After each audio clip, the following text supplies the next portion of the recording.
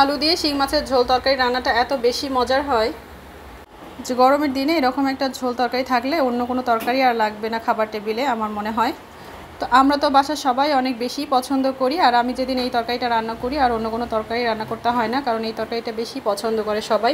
তো আসসালামু আলাইকুম, সবাই কেমন আছেন? আশা করছি যে যেখান থেকে আমার ভিডিওটা দেখছেন সবাই ভালো আছেন, সুস্থ আছেন। তো আজকে আমি রান্না করব আলু দিয়ে শিং মাছের ঝোল তরকারিটা। আর আলু দিয়ে শিং মাছের ঝোল তরকারিটা রান্না করার জন্য আমি প্রথমে কড়াইতে তেল দিয়ে পেঁয়াজটা দিয়ে ভেজে নিয়েছি, আর এরপরে আদা রসুন বাটাও দিয়ে দিয়েছি।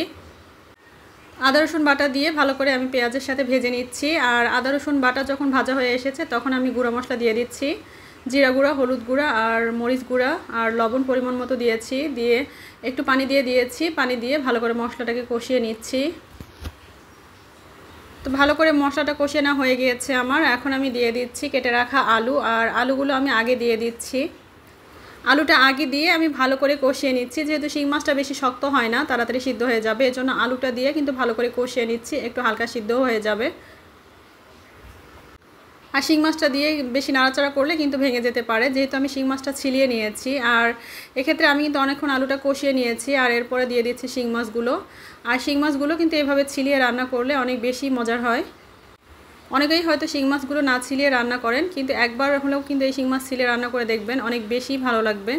শিং মাছের উপরে ছালটা ছিলিয়ে নিলে কিন্তু ভিতরে মশলা প্রবেশ করে, আর মশলা প্রবেশ করার জন্যই কিন্তু খেতে বেশি ভালো লাগে একটু।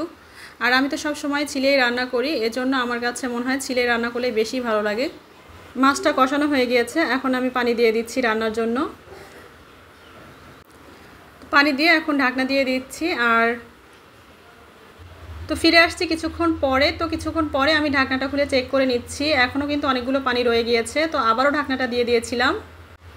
তো এরপরে আমি ঢাকনা খুলে চেক করে নিচ্ছি, এই পর্যায়ে কিন্তু অনেকটা পানি শুকিয়ে এসেছে। তো আমি একটু নেড়েচেড়ে দিয়ে এখন আমি দিয়ে দিচ্ছি হচ্ছে স্বাদে ম্যাজিক মশলা। আর স্বাদে ম্যাজিক মশলাটা দেওয়ার কারণে কিন্তু অনেকটাই টেস্ট বেড়ে যায়।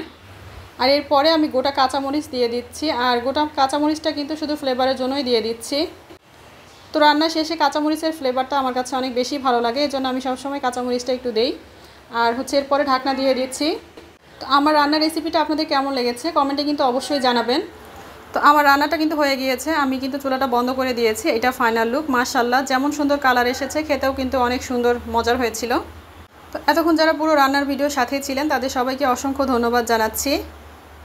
ভিডিওটা যদি ভালো লেগে থাকে তাহলে কিন্তু লাইক করতে অবশ্যই ভুলবেন না, আর পারলে একটা শেয়ার করে দিতে পারেন। তো আজকের ভিডিওটা তাহলে এখানেই শেষ করছি, আর কথা হবে অন্য কোনো ভিডিওতে। ততক্ষণ পর্যন্ত সবাই সুস্থ থাকবেন, ভালো থাকবেন, আল্লাহর কাছে এই দোয়া করি। তো সবাই আমাদের জন্য দোয়া করবেন।